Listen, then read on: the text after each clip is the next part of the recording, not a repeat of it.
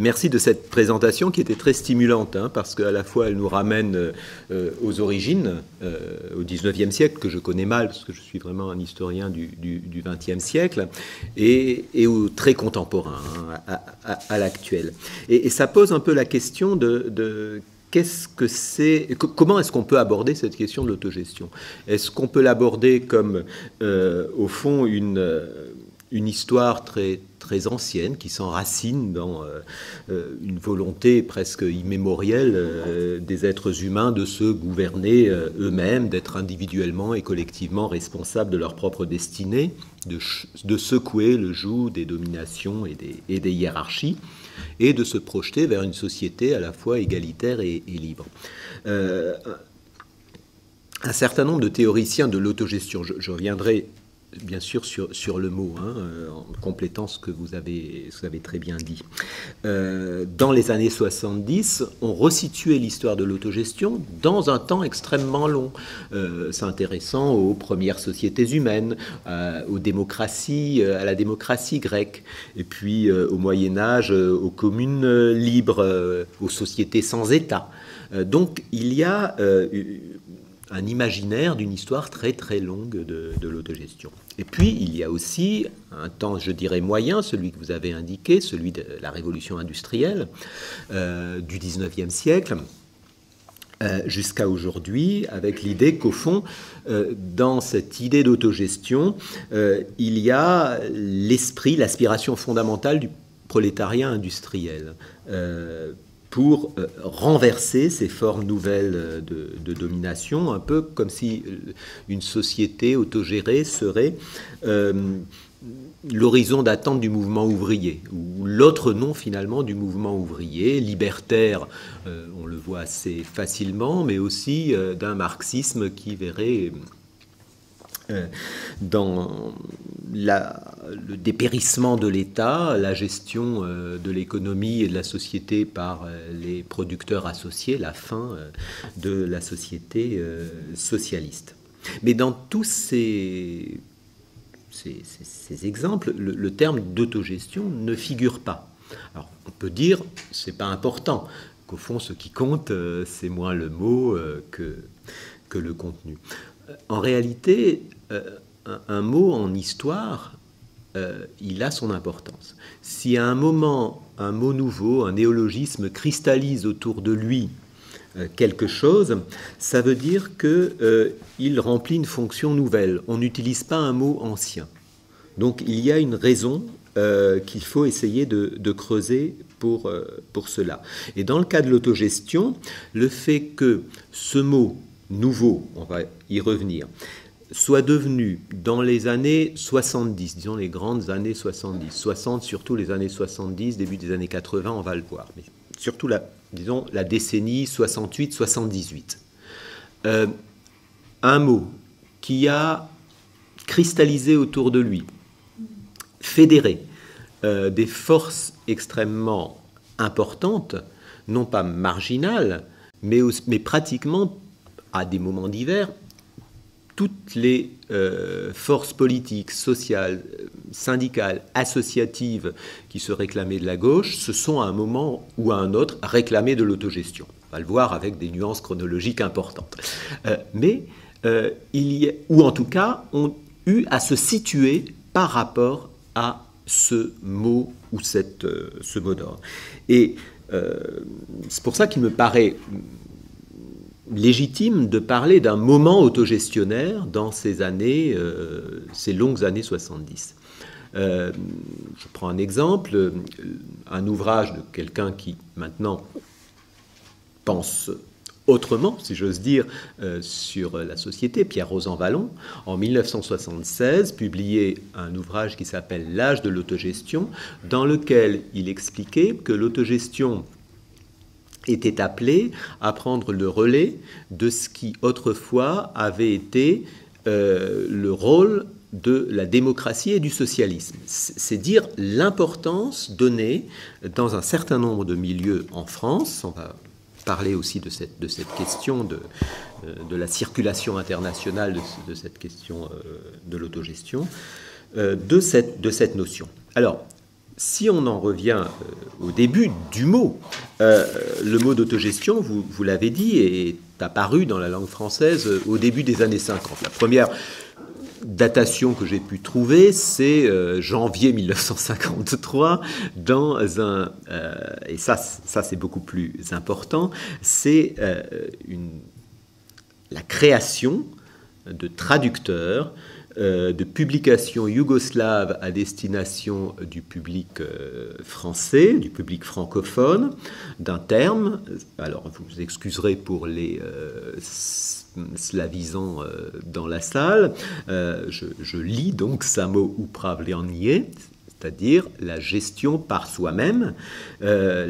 Alors ça renvoie à quelque chose de très précis pour les Yougoslaves. C'est la gestion autonome par les ouvriers eux-mêmes, hein, c'est le terme employé, dans la Yougoslavie de Tito, c'est-à-dire la création à partir de 1950, après le schisme entre Tito et Staline, de conseils ouvriers.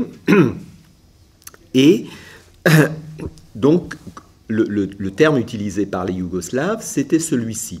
Et on l'a traduit par autogestion.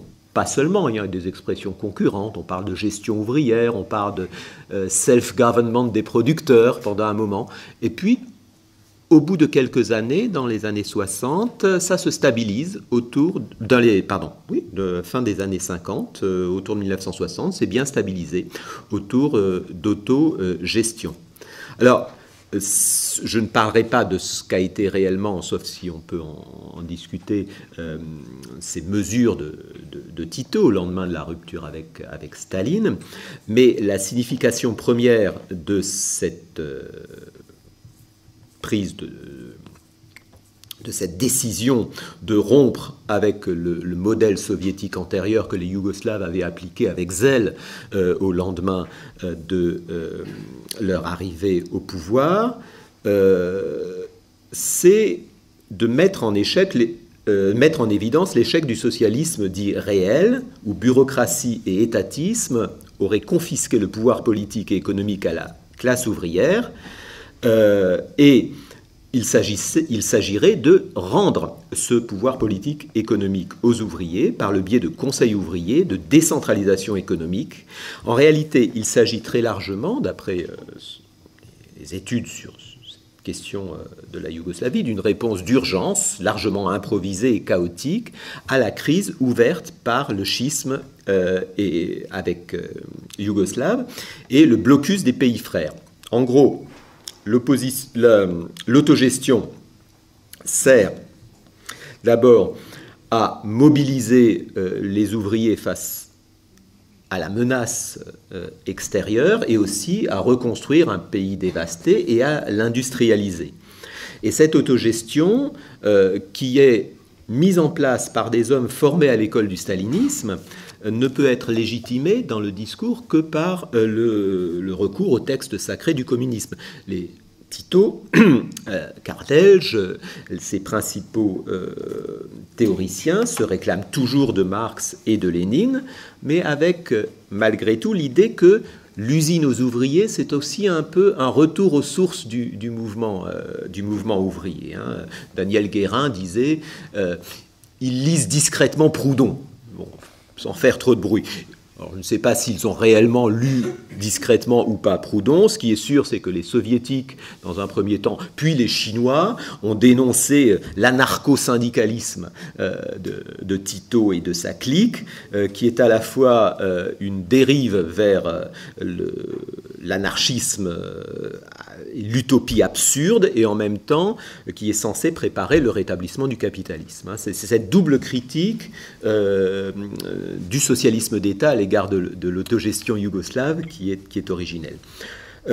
Cette idée que l'autogestion puisse être une sorte d'outil privilégié pour sortir du socialisme d'État centralisé et d'aller vers une forme de démocratie socialiste est quelque chose qui court tout au long des années 50, 60 et jusque, je dirais, en 80-81, les conseils ouvriers hongrois et polonais de 1956, la Tchécoslovaquie de 1968, les conseils de travailleurs, la Pologne de Solidarność et le projet de république autogérée sont un peu le fil rouge de cette idée que une forme d'autogestion pourrait permettre de respecter l'idéal du socialisme tout en sortant du carcan de à la fois l'économie centralisée et du pouvoir du parti unique,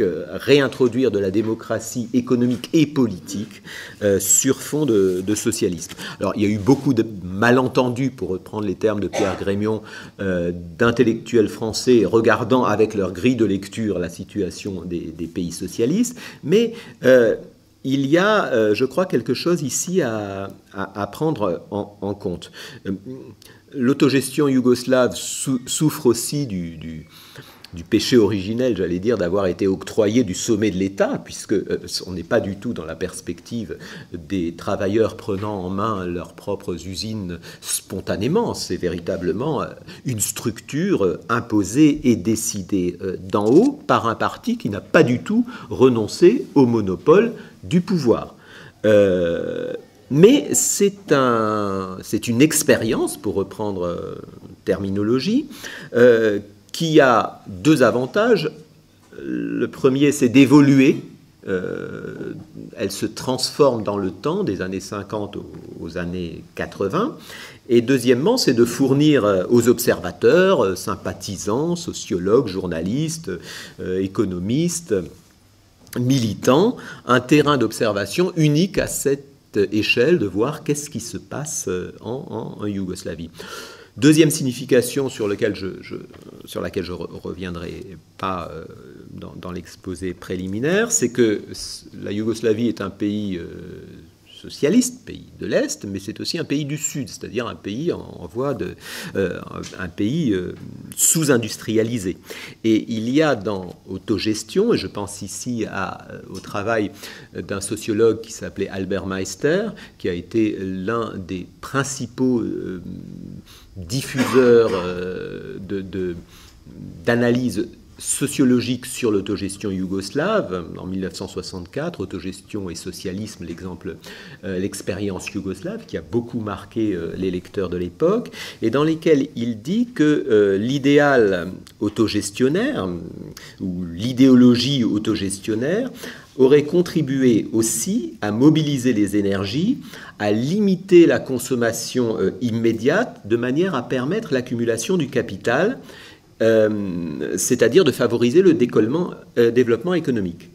Et ensuite, en favorisant la participation à la gestion des salariés, l'autogestion aurait permis de faire émerger de nouvelles élites. Et au fond, l'autogestion prise ainsi apparaîtrait comme une formule adaptée à une industrialisation émergente. Et on retrouve cette thématique dans un certain nombre d'autres expériences extrêmement variables de pays d'Afrique ou d'Amérique latine, où se mêle à la fois l'affirmation de l'indépendance nationale, indépendance politique et économique, la revendication d'un socialisme décentralisé, la nécessité de mobiliser la population, faire face aux défis du développement et à la pénurie de cadres, et en même temps qui passe par le maintien de structures politiques autoritaires. Je prends un exemple extrême, toujours un ouvrage du même Albert Meister, qui date lui de 1981, à propos du Pérou, où il utilise l'expression, lui il est de plus en plus désabusé par rapport à ses expériences, l'autogestion en uniforme, hein, donc c'est extrêmement, je crois, clair.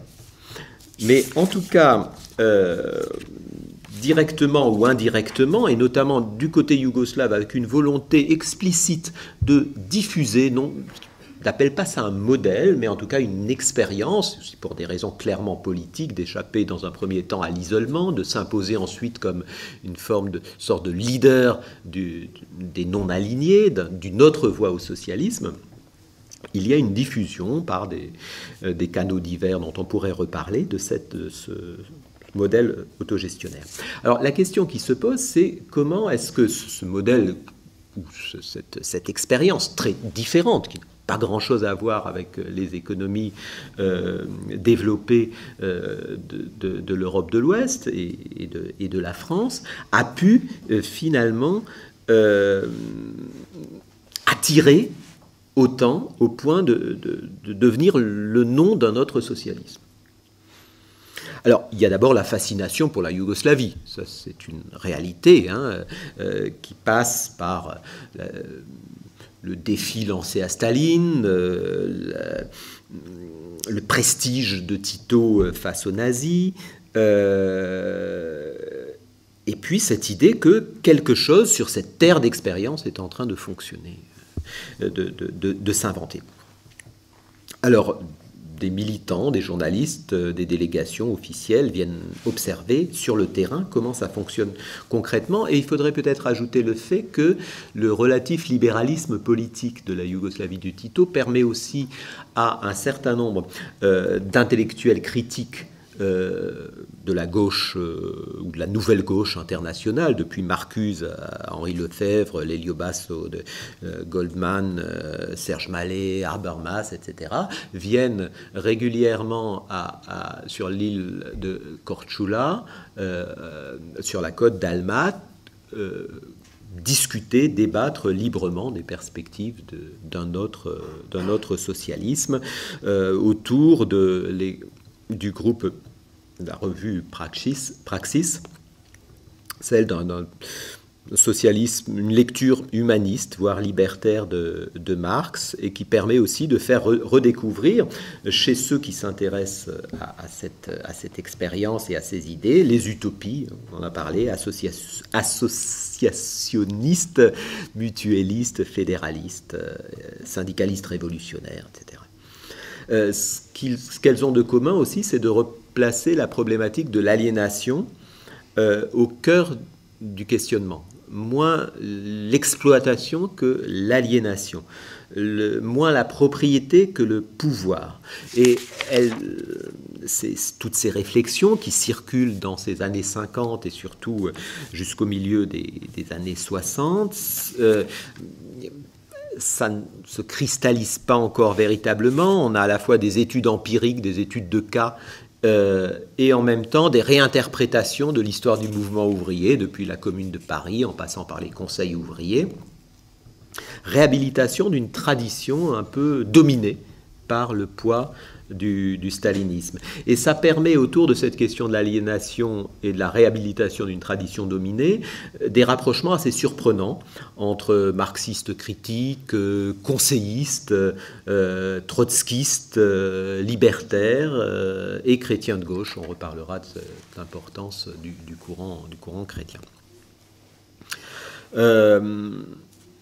Enfin, et je crois que c'est peut-être le plus important, pourquoi est-ce que ça prend ? Ce qui aurait pu rester simplement une simple spéculation intellectuelle, c'est que cette question de l'autogestion recoupe, je crois, des interrogations plus générales qui traversent les sociétés industrielles du temps. C'est l'idée que face à l'accélération des progrès techniques, à la production rationalisée, la consommation de masse, le poids des grandes organisations, que ce soit à l'ouest les grandes entreprises et les États, la technocratie, ou à l'est les États, l'idée que la maîtrise par l'individu de sa propre vie est la réponse nécessaire à l'aliénation moderne. Et cette question de la participation des travailleurs est une question qui court tout au long de ces années 60, un peu comme un antidote à l'installation d'une société de robots, société robotisée.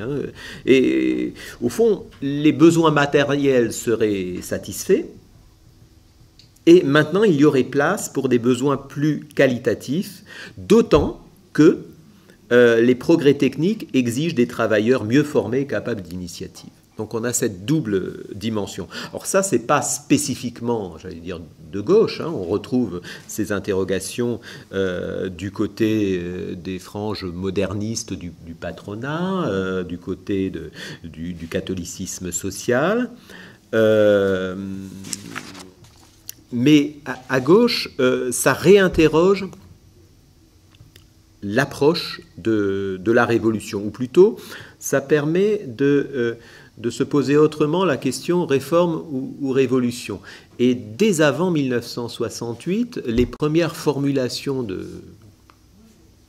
l'autogestion comme projet politique, ça passe par l'idée que l'autogestion n'est pas un but lointain, ou pas uniquement un but lointain, elle est aussi une démarche. C'est les deux.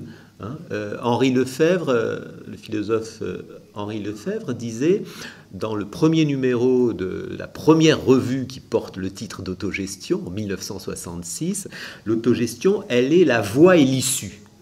Elle est à la fois la démarche et le but. On ne peut pas séparer les deux.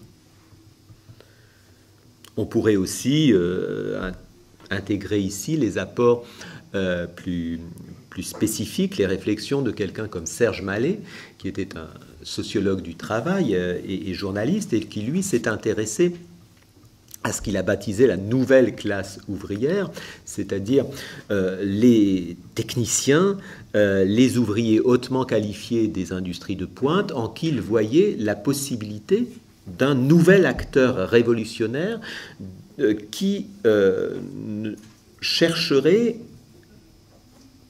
à exercer ses responsabilités, dont ils seraient frustrés par le système capitaliste. Ils en ont les moyens, mais le système ne leur laisse pas la possibilité d'exercer un pouvoir dans les entreprises. Donc, avant 68, ces questions de réformisme révolutionnaire, on trouve ça chez André Gortz, on trouve ça chez des syndicalistes aussi, la CGIL italienne, et puis en France, c'est surtout la CFTC, puis la CFDT. Le syndicalisme chrétien CFTC se déconfessionnalise en 1964 et prend le nom de CFDT. Le terme de démocratie est important. Il renvoie aussi à une vieille référence. Et d'une certaine manière, cette radicalisation de tout un pan disons de la gauche chrétienne, du milieu chrétien, l'amène à devoir repenser ses références. Quel projet, puisqu'on se débarrasse du catholicisme social, quel projet pour le remplacer? Et là, le lien avec la Yougoslavie, il est clair en travaillant sur ces questions-là. Lorsque les premières formulations de projets autogestionnaires émergent à la CFDT, disons 1964-65, dans certains secteurs, la chimie notamment, ou à Cuitex, c'est-à-dire l'habillement cuir textile, c'est au lendemain de voyages en Yougoslavie. Il y a des liens entre la CFTC puis CFDT, des liens de plus en plus étroits, et la Confédération des syndicats yougoslaves. Donc, lorsque les premières formulations sont avancées, on reprend une terminologie yougoslave, propriété sociale, conseil ouvrier, etc. Mais ce à quoi ne croit pas, par exemple, Edmond Maire, qui à ce moment-là est secrétaire général de la Fédération Chimie CFDT, c'est que l'autogestion puisse advenir par la grève générale. Je pense que les sociétés modernes sont incapables ou des sociétés modernes, la grève générale est incapable de surgir.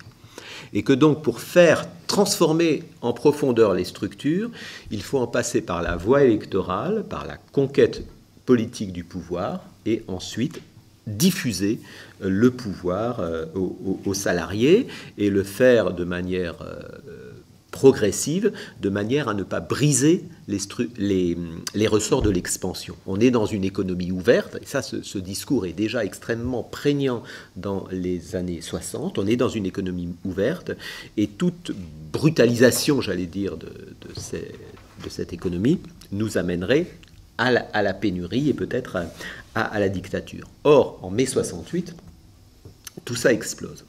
Tout ça explose parce que, d'abord, la grève généralisée est là.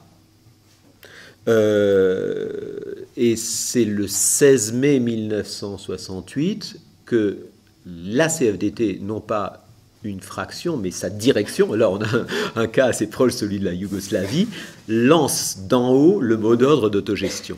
De quelle manière? Deux choses. Premièrement, le mouvement étudiant et le mouvement ouvrier sont de même nature, c'est-à-dire que tous deux contestent des structures monarchiques, on revient aux origines. C'est intéressant ce que vous disiez tout à l'heure sur la contestation de la féodalité ou de la monarchie dans l'entreprise. C'est aussi un terme qui avait été clairement utilisé par quelqu'un qui a été l'un des inspirateurs de ces courants chrétiens de gauche qui était Marc Sangnier. À la monarchie, lui disait, il n'y aura pas de république dans la cité tant qu'il y aura la monarchie dans l'entreprise. C'est clairement... Et là, c'est repris presque mot pour mot dans la déclaration du 16 mai 1968 de la CFDT. À la monarchie industrielle et administrative, il faut substituer des structures démocratiques à base d'autogestion. On ne sait pas très bien ce que ça veut dire, mais en tout cas, c'est lancé. Et c'est lancé, et c'est repris, c'est diffusé, et au point que ce n'est pas simplement un mot lancé en l'air. La CGT doit réagir immédiatement. Le Parti communiste réagit immédiatement avec l'idée qu'au fond, c'est comme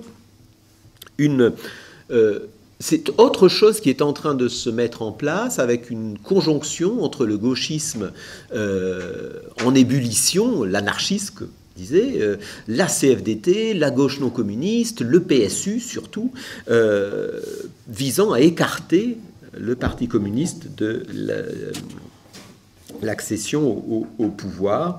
Donc on a cette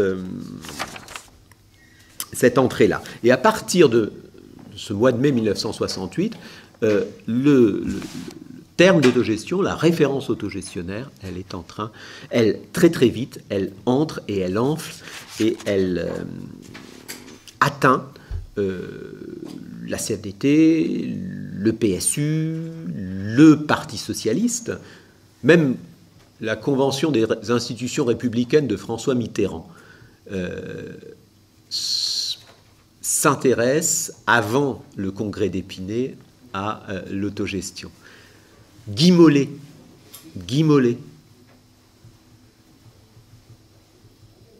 dit que l'autogestion est une formule intéressante. Il est allé à plusieurs reprises en Yougoslavie.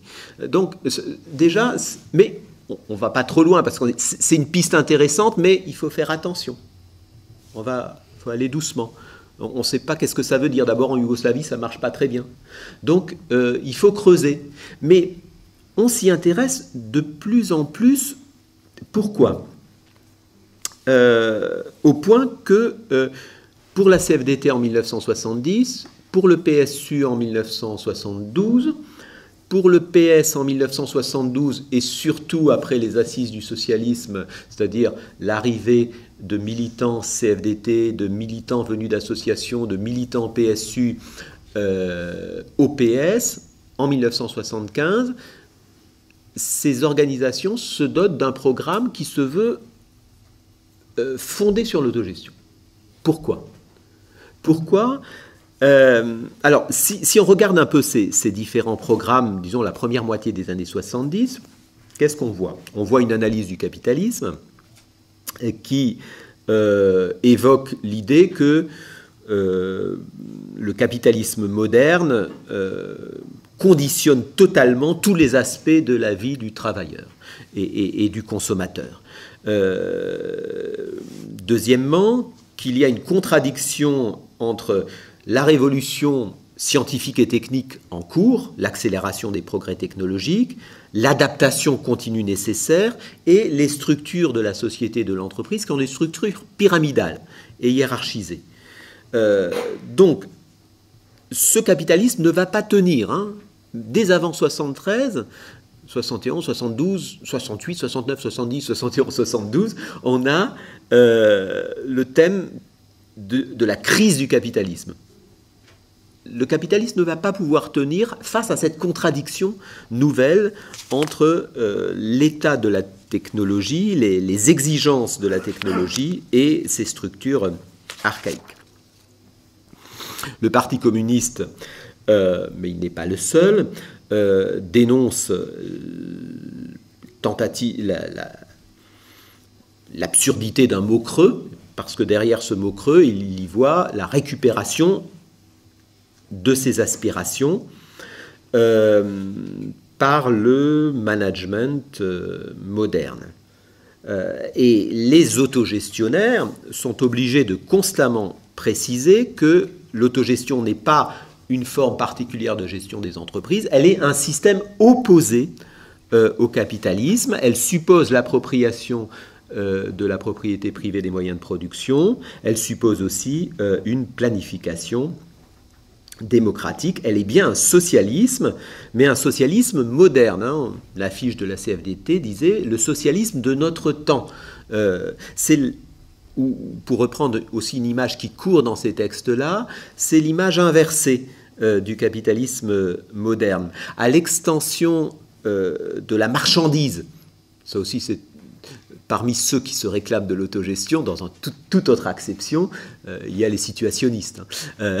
Donc, à l'extension de la marchandise à tous les aspects de la vie sociale, répond l'autogestion généralisée. L'autogestion, ce n'est pas que l'entreprise, c'est tous les aspects de la vie, tous les fronts, la vie quotidienne, Henri Lefebvre, la ville, l'école, la famille, la culture, l'environnement, sont des enjeux d'importance, même si jusqu'au milieu, je dirais jusqu'au milieu des années 70, l'enjeu principal, c'est la question du pouvoir dans l'entreprise et dans l'économie globale. C'est d'abord ça. Ensuite, ça bascule. Je pensais à ça parce que j'ai vu, hier, j'ai participé à un séminaire autour de l'IP, mais l'IP vu par les films militants tournés pendant les deux conflits, le conflit de 73 et le conflit de 76, si vous voulez, on pourra en reparler. Mais ce qui est frappant, c'est que les films militants vidéo, notamment tournés dans le premier conflit, c'est des films centrés sur la question ouvrière, la condition ouvrière. Dans le second conflit, pour différentes raisons, les films nombreux qui ont été tournés sont centrés sur la question des femmes, la domination masculine. Donc, cette autogestion comme projet politique jusqu'au milieu des années 70 apparaît radicalement anticapitaliste. Elle est même l'une des expressions du gauchissement de la gauche ou du socialisme français. On utilise un nouveau mot, finalement, pour, au fond, rompre avec un passé jugé compromis ou discrédité. Dans le cas de la CFDT, c'est un peu différent, mais on rompt avec son passé syndicaliste chrétien ou chrétien social. Rupture relative, mais c'est l'idée. D'une certaine façon, on renaît en 68. Du côté du Parti socialiste, c'est assez clair, on veut rompre avec la SFIO. Ou pour le CRS de l'époque, on rompt avec la social-médiocratie. Nous sommes des vrais socialistes, nous avons un projet radical et socialiste.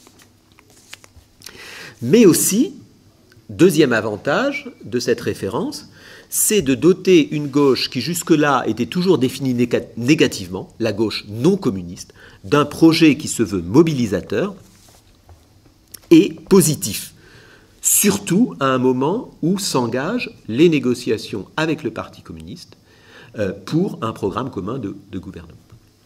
Et c'est précisément au nom de l'autogestion que la CFDT et le PSU critiquent vigoureusement le programme commun, présenté comme étatique, centraliste, déconnecté du mouvement social, s'inscrivant dans une logique productiviste, et on a déjà à la CFDT au PSU dans ces années 60, 71-72, une critique très nette de la logique productiviste, et donc insuffisant, réformiste à l'époque, et dangereux. Dangereux parce que, donnant trop de pouvoir à l'État, disait le PSU, chargé de faire le bonheur des hommes par procuration. Alors, 73 constitue, à mon sens, une année charnière dans cette histoire-là. Là, la référence semble à son apogée. PSU a regroupé un certain nombre autour de lui de petits groupes, Alliance marxiste révolutionnaire, Centre d'initiative communiste, etc., Objectifs socialistes, dans un comité de liaison. Il entend construire à côté du programme commun un regroupement autogestionnaire qu'il veut à sa gauche, révolutionnaire. Bon. La CFDT, toujours printemps 1973, achève son congrès confédéral sous une grande banderole « Vivre demain dans nos luttes d'aujourd'hui ». Vivre demain dans nos luttes d'aujourd'hui. Demain, l'autogestion, mais déjà l'autogestion dans les luttes. Demain et dans aujourd'hui. Le congrès du PS qui se tient au même moment, lui, n'a jamais autant parlé d'autogestion. C'est facile, vous allez sur le site de la Fondation Jean Jaurès, vous téléchargez les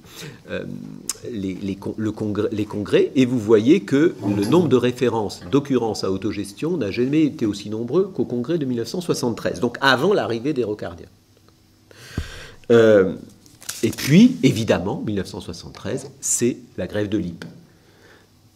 Mais c'est aussi le Larzac, mais c'est aussi le mouvement des femmes, mais c'est aussi le mouvement des lycéens contre la loi Debré, etc. Donc on est en pleine effervescence post-68. Mais Lippe a quelque chose de particulier parce que cette grève, qui est au fond une grève locale,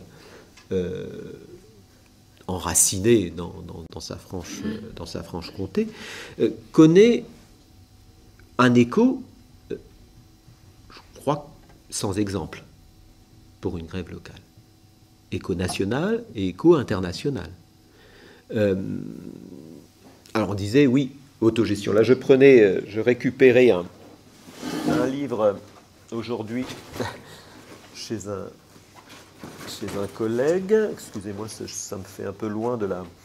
C'est un livre en allemand. De Arno Münster, Der Kampf bei Lippe, 1974, le combat des Lippes, Arbeiter-Selbstverwaltung in Frankreich, autogestion en France, 1974, autogestion. Et ça c'est un peu mon dada, il y a des débats avec un certain nombre de personnes là-dessus, mais je suis persuadé que c'est bel et bien la dimension ou la connotation autogestionnaire du conflit Lippe qui lui a donné une telle ampleur médiatique. Il y a eu clairement la volonté stratégique des Lippe de donner cette ampleur parce que pour eux, c'est un outil, un moyen du rapport de force, le soutien de l'opinion. Ils en avaient besoin.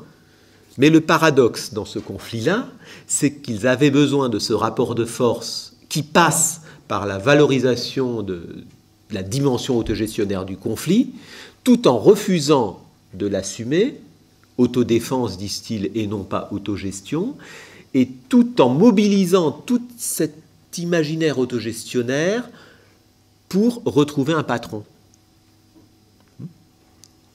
C'est le paradoxe. C'est possible, on fabrique, on vend, et ensuite, lorsqu'on distribue la première paye ouvrière, on se paye, signé les travailleurs sur le fronton de l'usine Lippe de Besançon.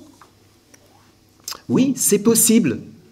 Mais l'objectif, c'est pas de continuer comme ça. L'objectif, c'est de retrouver un patron qui ne licenciera pas et qui ne démantèlera pas l'entreprise.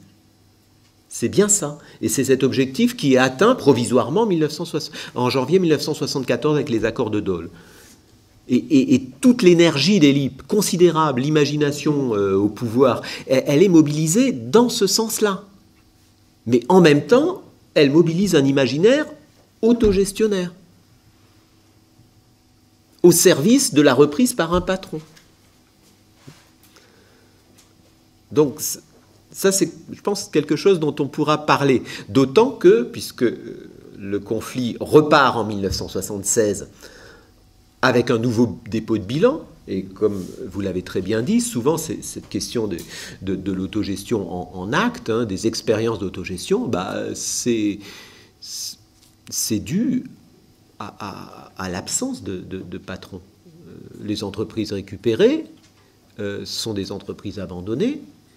En Algérie, où le terme a refait surface en 1962, il y a quelques semaines, quelques mois ici, il y avait Mohamed Harbi,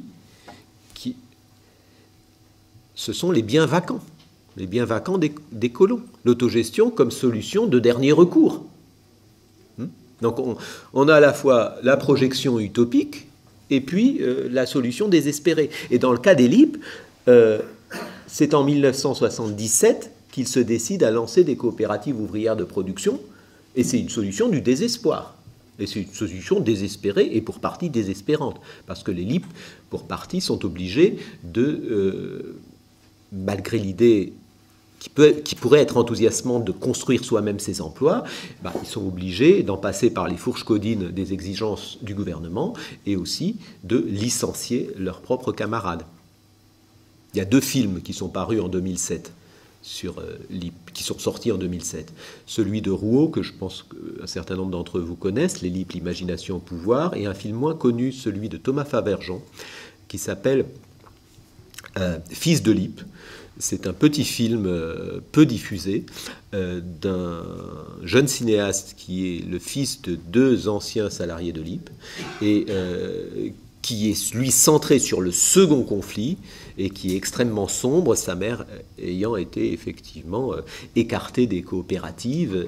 Et la mémoire du second conflit est une mémoire extrêmement douloureuse. Et je pense que Charles Piaget, ici, aurait pu en parler. Donc, mais sur le moment, c'est vraiment LIP, c'est possible. C'est-à-dire on montre que les travailleurs sont capables de faire tourner l'usine, non seulement de remettre en marche sous leur propre contrôle les chaînes de production, et ça ils savent faire, mais de tout organiser. Des commissions, la démocratie interne font tourner tout cela. Donc on se dit, l'autogestion, c'est pas seulement des textes, c'est aussi une réalité possible. Voilà, alors, le moment 73, c'est un peu le chant du cygne. C'est-à-dire qu'on est à la fois toujours dans l'élan 68, avec tout l'imaginaire mobilisé autour de LIP, l'autogestion comme projection d'un autre avenir, le Larzac, etc. Et puis déjà un conflit défensif, un conflit sur l'emploi, et le rêve d'une autogestion portée par les mouvements sociaux, il est terminé l'année suivante, 1974. Sur le plan politique, Piaget, à un moment, est pressenti pour être le candidat des luttes par le PSU, enfin une partie du PSU et de l'extrême gauche. Mais la CFDT, la majorité du PSU, décide de soutenir François Mitterrand plutôt que de soutenir une candidature témoignage. Et l'idée qui est là, celle de la CFDT et de la partie du PSU, c'est que maintenant, c'est fini, on ne peut plus compter sur les seuls mouvements sociaux pour faire avancer l'idée de socialisme autogestionnaire. Il faut en passer par le seul parti capable de la porter. La dynamique électorale a montré, celle de l'Union de la gauche a montré qu'elle était capable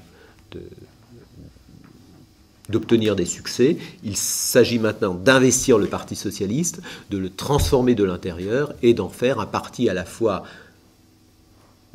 électoral et un parti des mouvements sociaux. Donc on disait, toujours à les amateurs de modèles, un parti à la chilienne. Sauf que ça ne marche pas.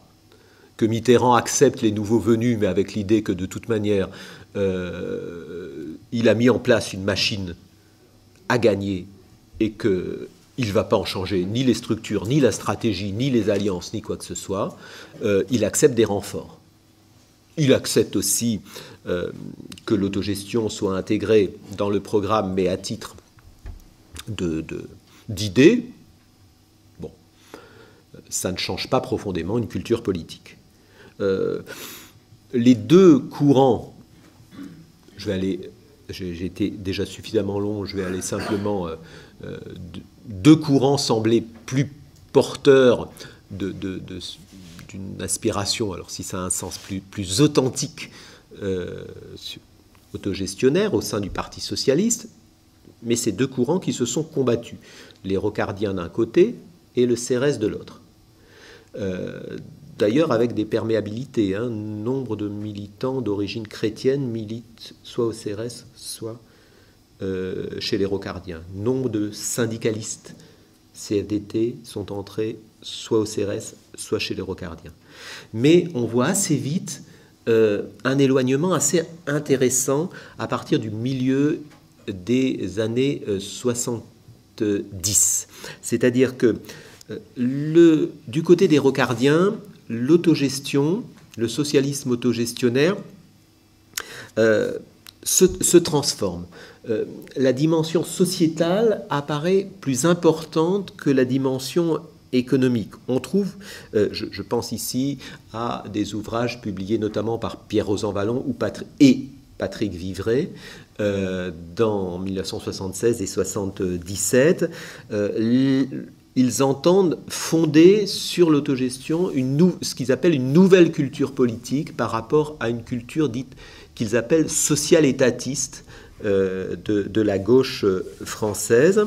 Et l'objectif principal, c'est de libérer la société civile face au poids de l'État.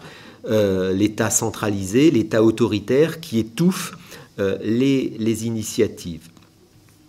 Et tout ce qu'on pouvait trouver encore de très marqué par tradition et le vocabulaire marxiste dans le manifeste du PSU de 1972, porté par les mêmes, en 1976-77 est en train de disparaître au profit d'autres références